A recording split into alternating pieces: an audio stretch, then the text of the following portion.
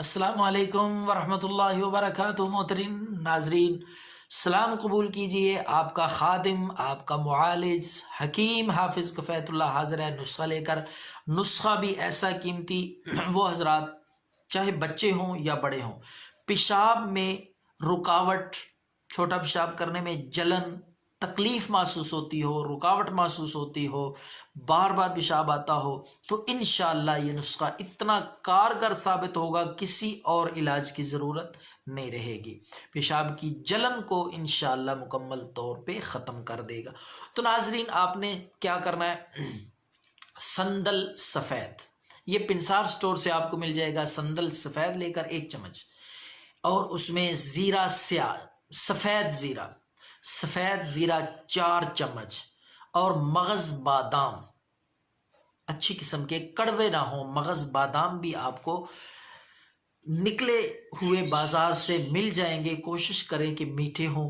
تو آپ نے وہ بھی 2 چمچ باریک پیس کے، ان کا جو باریک صفوف ہوگا وہ 2 چمچ آپ نے وہ بھی ایڈ کر کے استعمال کرنا ہے اس میں۔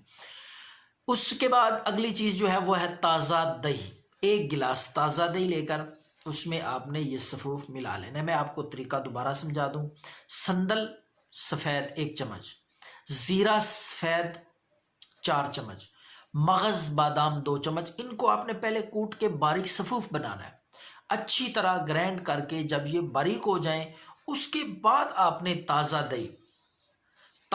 دہی ہر روز بازاری نہ ہو، گھر کی بنائی ہوئی اور اچھی قسم کی کھٹی بھی نہ ہو، تو دہی لے کر 1 گلاس، اس میں یہ صفوف جو 1 چمچ، سارا نہیں ڈالنا، آپ تیار کر کے رکھ سکتے ہیں، محفوظ کر کے رکھ سکتے ہیں، جتنی مقدار میں نے بتائی ہے اس میں سے صرف 1 چمچ لے کر صبح نہار منہ اس تازہ دہی میں ملا لینا ہے، اچھی طرح مکس کر لینا ہے۔ اس کے بعد وہ دہی آپ نے کھٹا نہ ہو، اس میں آپ حسب ذائقہ ڈال سکتے ہیں، چینی بھی، تھوڑی سی چینی ملا کے اس کو آپ صبح خالی پیٹ نہار منہ استعمال کریں۔ انشاءاللہ اللہ کے فضل سے پیشاب کی رکاوٹ، جلن، اس طرح کی سوزش وغیرہ ختم ہو جائے گی۔ دعاؤں میں یاد رکھیں۔ اللہ حافظ۔